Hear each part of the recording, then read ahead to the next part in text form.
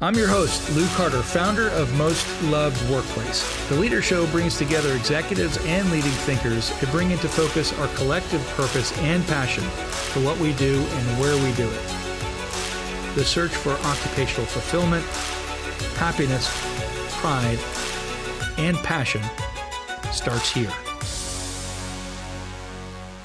As CEO and president of Cohesity, ranked number 36th on 2023's Global Top 100 Most Loved Workplaces, Sanjay Poonen leads the company in revolutionizing data security and management. With over 25 years of experience, including transformative roles at VMware and SAP, Sanjay has a history of scaling businesses and developing strong teams. He began his career at Microsoft and Apple, holds an MBA from Harvard, a master's from Stanford, and a bachelor's from Dartmouth, and serves on the board of Philips. Today, I'll talk with Sanjay about the unique culture and radio values at Cohesity, exploring why employees choose and love to work at one of the world's most loved workplaces. Great to be here on the Leader Show today with Sanjay. Sanjay, welcome to the Leader Show today. Thank you, Lou. Pleasure to be with you on your show. Thank you for having me. I can't wait to learn more about you and also about Cohesity, your radio values, what makes you a most loved workplace, and really what you do in the world. It's so important. The radio values, there's a lot to dig into. So let's start. So today, let's talk about Cohesity and about you. What drove you to create the culture values and for Cohesity itself? Tell me more about that. You know, quite frankly, as I joined here 18 months ago, the radio values existed by a founder. He's a wonderful gentleman, Mohit Aron. Respect, having, a positive attitude, focused on delivery, integrity, obsession. That's the RADIO on radio. So I just kind of took it, and I think the most important thing we all learned from many companies, you look back at great companies who have sustained great culture, and even some companies at Enron that did not sustain great culture, is the more important thing isn't the acronym, it's living by those values. So I just basically took the value and said, I like them. I like things like integrity. I like things like customer obsession. I like things like delivery. Let's live by them. And that's really what I've sought to do. Not reinvent the wheel, but really live by them. And that's really kind of been my story in my, 20, 30 years in the technology world. And we've been very fortunate to create and cultivate a very strong culture at Cohesity. It's interesting, Sanjay, what you say about live by them. The second part of the Love Workplace Index, the LWI, is does the company live by the values that it espouses, right? It's putting it on the wall, but do we live it? So tell me more about that, about how the living of the values, how that's important to you, perhaps even in your own life. Lou, you know what? When I joined, I do leadership classes for my managers and individuals. I've done that for 20 years, way back from my Informatica and then Symantec and then SAP and VMware days. We get, many of our managers to treat them. I put a slide up that has a set of values that I ask people to guess which company it is. It has very high motherhood and apple pie statements. They all guess it's Apple, it's Disney, it's Nike. And I say, no, it's actually Enron. And when I show that to them, they just start, their jaw drops. I said, the point is not having things on paper, it's being able to live by them. And then I asked our teams to rate ourselves, first to the executive team. How do we rate ourselves on each of those on a scale of 1 to 10? That's ourselves. And then how would others rate us? And we looked in the RADIO as to which areas we scored well, as we thought, and others in our company would rate us, and where we scored poorly in our own estimation. And I said, let's go fix it. So it's very simple in that fashion. I think life has a way of having reflection. Sometimes people will tell you in our values where we're doing well. And there's always feedback is the greatest gift. And I think when we listen to folks who can give us attitudes, and then we listen to our customers. I mean, the two core goals of what I've sought to drive every company I've been involved in are product innovation. I'm an engineering person at core, and customer obsession. So when you have those two core engines on top of a bedrock of incredible integrity, I think you build a great company. That concept of feedback as gift is so important. I'm giving you a gift not to hurt or harm you with something that perhaps you did wrong, which is not bad to talk about anyway, but to give you, right, to do retrospective, as we say, right, in engineering, or feeding forward into the model, into the system, so that it continuously adapts and evolves. And in management, being a Baker Scholar at HPS, you know how important that is, to feed forward, is in adapting and growing with so many models out there, from Deming to continuous improvement models. It's so important, and it's not without application to leadership. It's not without application leadership. Have you seen that evolve in your own leadership and within your team, where feed forward, where continuous feedback helps to evolve and transform your company and culture? Yeah, I think, the whole age of sort of once a year reviews, maybe in twice a year reviews. I mean, that's okay. We got to do that for formality of HR processes. But I'm a big believer, as you just pointed about real time feedback. Okay, so I'm in a meeting. Let's just start with me. I always start with myself. It's just a board meeting. I've presented to the board. I want real time feedback from the chair of the board. How did it go? What did I do well? What did our team do well? Right there, while it's still there. Maybe it's the last 15 minutes of the board meeting we carve out, or he calls me after the board meeting. And then right after the meeting, I'd like to give feedback to those who presented. And the same way, when it's important, maybe it's an important presentation, a keynote that I'm doing, I want to get live feedback right away from the people who grow. And you have to have a high tolerance to get negative feedback, because the higher up you are, more people are predisposed to kiss up to you. And you want to allow a tremendous amount of opportunity for people to be absolutely critical, and especially critical up. And when you allow that to happen, and when people feel comfortable, you build a learning organization. I'm all about growth mindset. Carol Dweck's book had a tremendous impact on my life, which is, when you have a know-it-all attitude, you're going to be small. But when you have a learn-it-all attitude, you're going to be big. Beginning fresh from the start, tabula rasa, gives us a chance to go from a success that we've had to another success or failure, failing fast. This concept, people tend to think, oh, let's fail over and over again, right? It's not about failing over and over again. It's about failing fast so you can get to success. Succeeding and failing doesn't mean you have to be a success or a failure. It means you have to learn from those failures and redo them. In engineering, have you seen this at play? And also within just product development, right? In general.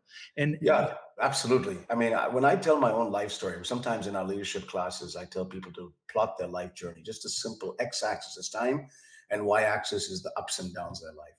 And I start by exemplifying my own story from the point I'm down. And everybody thinks my life is one up and to the right. No, it's not true. If you heard my story, there are lots of troughs, there's valleys. And I'm here to tell you that I learned a lot more in the valleys of my life, in the troughs. They didn't last forever, than the peaks.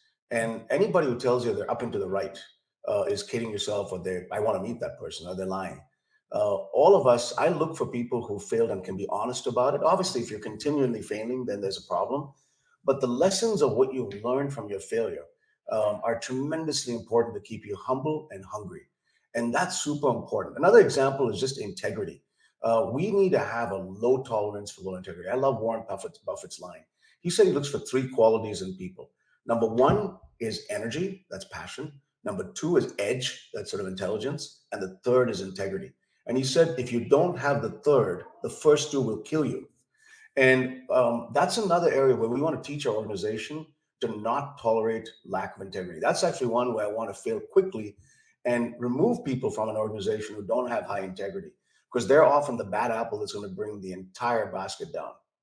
you mentioned Enron before. I thought that was brilliant, because Enron could very well have been a most loved workplace.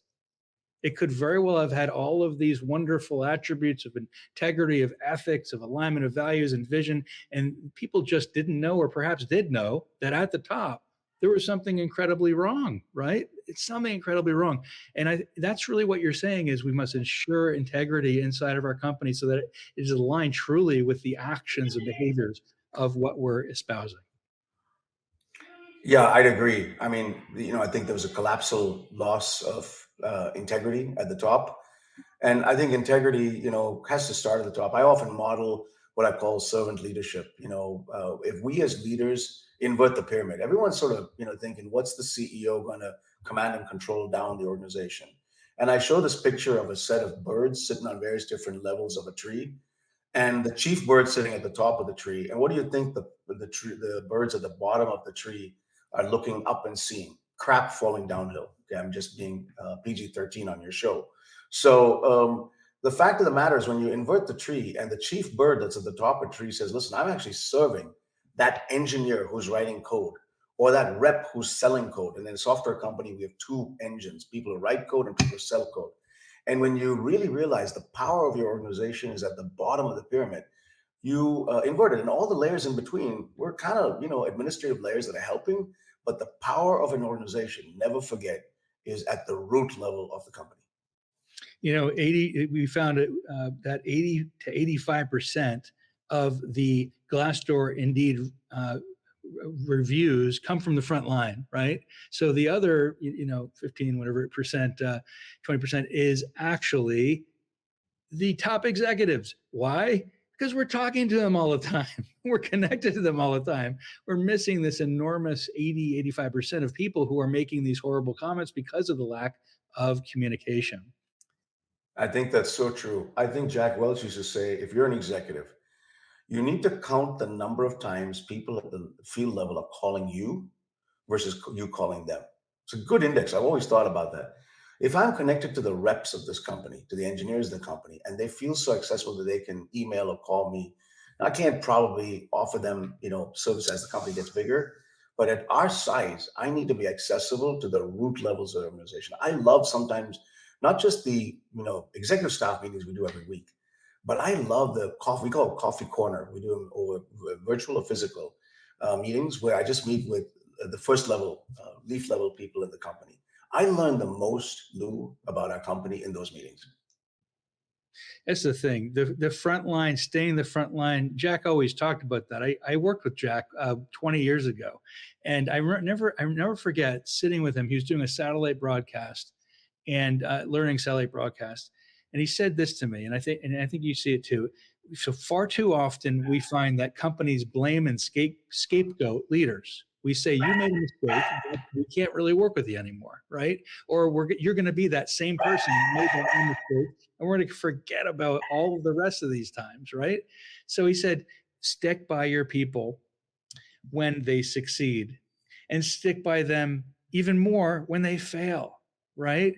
And isn't that important to what Jack's talking about there too? And what you're saying is that we need to get in the front lines, accept failure, so they feel like they're safe to fail and do better, and know that we're there, have their backs, and can help them succeed even more for our customers. So we're not in this kind of soup of feeling like they'll be harmed or hurt for doing something wrong. So being there with them, leading them, and encouraging them to comfortably share negative feedback seems very important. That's actually a question here for you. So as a leader, if you trust employees and encourage them to comfortably share, how do you do that to share with negative feedback with employees? A good question there. Scott Baxter. I think, listen, it really is a function of how much empathy, how much self-awareness, how much humility you have. When I look at leaders today that I admire, people like, Satya Nadella at Microsoft, who's a big fan of the growth mindset. I think I probably learned about the growth mindset from him. I've known him for 15 years. He's a great friend. I think when I watch leaders then who are welcoming of feedback, we talked several times about feedback being a loop. Now, I think when you fail, you need to have a teachable moment all the way up to the top. I mean, listen, you have to have a private feedback moment where people realize in many cases, listen, there is a negative situation that happened. Maybe we're late on a product release or we lost a deal. And you want to do that feedback in private. It shouldn't be a private, certainly shouldn't be a public, as they call public execution moment where everyone sort of hung out to dry, or this garage, paddle, spanking moment. That's just not appropriate. That could happen in the army of the past. But I think that general pattern style of management is done. But in a private learning session, even including the CEO, we have to learn. If we don't have a post-mortem where in the failing fast, we learn from it, we just perpetuate. And then you don't have a culture of accountability. So part of what needs to be balanced in this fail fast culture is also accountability all the way up to the top. And my view is, I look at failures in a mirror and I look at success through a glass. In other words, when there's success, we celebrate it widely and everyone hears about it, and the lowest level person gets recognized. When we do law, I'll give you an example. We have win-loss reports of deals. I want the win reports to be broad, and I want the loss reports to be narrow, just so that people cannot be, having their nose kind of smelling that loss and feeling shamed. No, there shouldn't be victim shaming or loss. But privately, we need to have a learning moment. If not, we'll keep losing. And I think the modern military, even today, works in that fashion. There is a notion of how we improve together as a team. We encourage each other, but at the end of the day, we are a learning organization to get better. When failure is happens, we don't treat failure as a continued malaise that's going to allow the organization to decay. You mentioned your friend at Microsoft, Satya Nadella. He was the example really where he was scapegoated. He should not have been. He was massively successful, and he took on the philosophy that you both ascribe to. Actually, you're both. I can see why you're friends. And that really has been successful for him, hasn't it? I mean, in his Oh, leadership. absolutely. Look at the transformation of Microsoft. I mean, it's probably 10 or 20x the share price, market cap now, the second biggest market cap company in the world. Iconic move into the cloud and security and now generative AI. You got to respect what he's done. I think he's put himself right in the same league as Bill Gates, who founded the company in terms of being one of the greatest CEOs, not just of that company. But I think as an Indian American, we're all very proud of him. And the point of the matter is for people listening to the show, you can be your own Satya Nadella. You don't have to be the CEO of Microsoft to be a leader. I tell people leadership is about getting people to follow them. I don't know if it's Peter Drucker who says this. Leadership is about getting people to follow you, doing what they don't want to do and loving it. And you can be a leader without having a large group of people. You have that sort of innate pipe piper mindset, which is, I'm going to initiate change. I'm going to be a role model for that change. I'm going to convince people, even if they don't report to me. I love people who are often the most, hardworking, leadership-driven people, and have zero people reporting to them. Those are the folks I seek out inside the company. Of course, I want to grow them in responsibility, put leadership underneath them, put management underneath them. But those skills are ones that you can develop before having a large organization. It's the power of persuasion. You need to be able to convince people to do something new who don't report to you. And that comes by building up your logic, your case studies, all the kinds of things, working a coalition. All these are very important skills for an organization to build as you build up a cadre of very sustained leaders. And you can't do that without solutions oriented leaders these days. You think back to a lot of presidential administrations, and every president that I've known of and I've studied says this simple thing to me. It's a simple thing. This is the simple thing, which is when people come to me with problems, right? And I've heard time and again, okay, that's good. I can have any problem analyzed for me any day of the world. Great. It's so wonderful that you consulted to me the problem. That person can go away in my cabinet. What I want is that person to come in and give me a solution and say they'll take care of it and make it work. Because I've got a million things I have to do, right? They have a million, so right. We want more of those people on our team. For the first few times, you're getting in the trenches and you're solving things, and then people start to pick up. Wow, in this problem, which was it's like every tough problem in a company is like a 5,000 piece jigsaw puzzle or a 500 piece jigsaw puzzle. And I think in the first few times as a leader, you can't just say, well, go off and solve it. You have to participate in those first few meetings, listening, suggesting a few things, saying, okay, I got it. I don't have the answer here, but here are a few thoughts. Why don't you go away and think about it? And before you know it, even if it's a complex puzzle, they've solved it. But all you have done there was you got in the trenches and you were with them. It's a little like a kid, right? A kid's trying to solve an important part, or maybe you've given them a chore to do and they're finding it hard to do. And then you step in as a parent, you help them. They still get it done, which was their responsibility, but you help them. And you may not even done more than 10% of what was needed. But just being there was an emotional uplift and adrenaline shot to that team solving it. Now, at some point in time, you're able to pull away because that team self-started. But I think at periodic times, a leader has to, I call it helicopter leadership.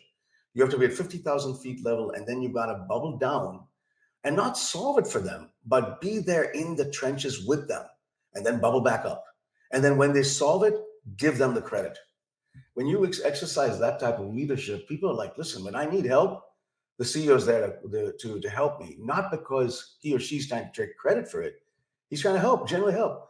And then, sometimes, what also happens is people leave the company and they go on to do other things that are big. Celebrate that. If somebody leaves my company and becomes a CEO of another company, I've always said there's no success without successors. And man, I want to create a whole cadre like Jack Welch did of CEOs in this industry that were in the Poonen School of Leadership, because I was in the, I don't know, Pat Gelsinger was my boss at VMware, and then Bill McDermott was my boss at SAP, and John Thompson at Symantec. And I was so fortunate to learn from people of them. I get to learn from people like Satya Nadella, who's a friend of mine. Andy Jassy at Amazon was my classmate at business school.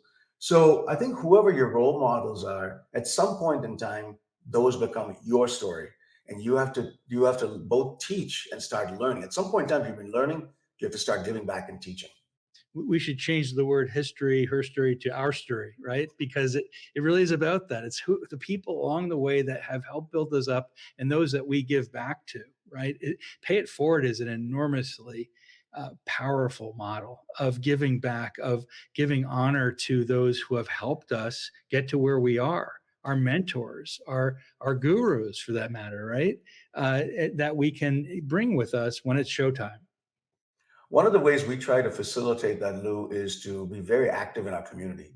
I mean, to me, customer obsession is not just about customers, but also community obsession. So I talked about the two engines that fuel Cohesity and the companies I've been involved in: product innovation, because I'm an engineer at heart, and customer obsession.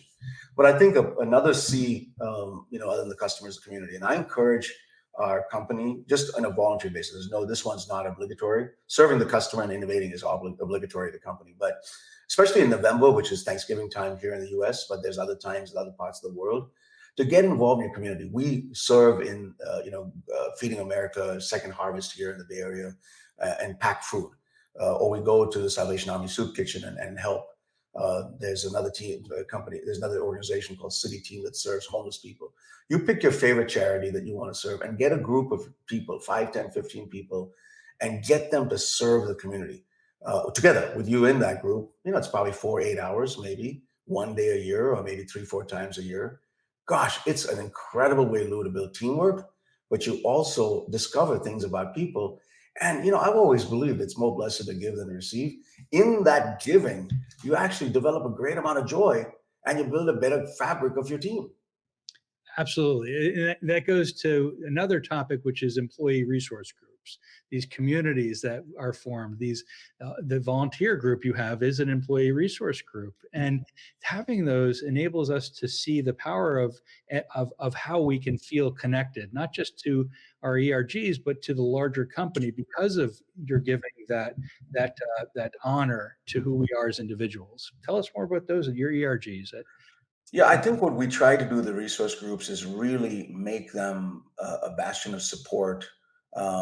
Folks who can be involved in tying, for example, we have a lot of folks who are passionate about diversity and inclusion, about serving in the community, about various different causes. And I almost call it sort of citizen leadership, citizen philanthropy. I don't want to force people to fund a charitable cause that I care about. We kind of, at some point in time, we'll do matching. We're not yet at the stage where we can afford to match dollars, but in previous companies, we've had match. We basically have at that point, we'll have a very large database of causes, and then resource groups that can be passionate about certain causes. Obviously, it has to be legitimate. It can't be, some cockamamie, cause that's not something that the government respects, and so on and so forth. But let's say it's a legitimate cause. We want resource groups to first off galvanize people within the company about a particular cause. I was very involved at VMware, with the African American community. I helped them. I helped the Latino community. I helped a number of other communities, and we are smaller at Cohesive, but we're building that same level of fabric, because I fundamentally believe that this isn't just diversity for some kind of quota and numbers perspective. It's about fundamentally my belief that having more women in the workplace or more underrepresented minorities in the workplace makes us a stronger company. I want my daughter, here's kind of a fundamental, eye opener. I grew up in a family with 4 boys, so I didn't have sisters. But I want my daughter to feel like VMware is a place, or Cohesity is a place, or SAP is a place, all the companies I worked at, that she wants to work at. And if she comes into work one day at Cohesity, spends some time there and says, Dad, this is a whole bunch of men, I don't feel welcome here, because there's only 10% of me here, or only 15% of me. And there's 50% of me in society, but there's only some small percentage. So from my perspective, you have to create both percentages that matter so that people can see it's, that's the numbers of it. But you also want to create who are competent people, not just because they were a particular percentage in a minority group, but you want to also create role models at senior levels. When we look at the senior levels of the company, we want those resource groups to be able to point and say, look at this leader of the company who exemplifies our values. And that's kind of the way in which we sought to build a culture. It's what I experienced at both SAP and VMware. And then, of course, I tweaked it a little bit in terms of building. Every company is unique. You can't take exactly the cookie cutter of what worked for you in previous companies. I've had to build, for example, on top of radio values here. So we nuance it a little bit. But I've been very fortunate. This is a fantastic company of 2,000 odd individuals. As you probably heard in the press, we've just announced a fairly strategic M&A move to combine with Veritas that will get us to be an even bigger company and a leader in the economy of where we play. So exciting times ahead of us with Cohesity, but I think this recognition of being a most loved workplace is very important because we want the current employee set and the ones coming in to always feel you're working for a great company. That's the key, what you just said, Sanjay, to always feel you're working for a great company, setting it up for how we want the world to be for our children. I love how you said that, so that we're truly giving that care, attention toward people's careers. It's another thing, actually, Jack said, never work for a company that doesn't care about your career, right? You care about people's careers. You care about different resource groups. You care about feeding forward and listening and being a part of everybody's. If I could pick on one thing you just said, even during downtimes, research has shown, and certainly our survey research inside our company has shown, but I've seen a lot of management research that even in downtimes, let's say you have to, during a down economy, keep employees' salaries flat. If you invest in them, you train them, you get them ready. So one of the things I've sought to do as role modeling that is I teach leadership development classes myself. It's called Leadership Now. I've probably put about 4,000 people through that class over the 20 years that I've been doing it since 2004. 20 years at Informatica, Symantec, SAP, VMware, now Cohesity.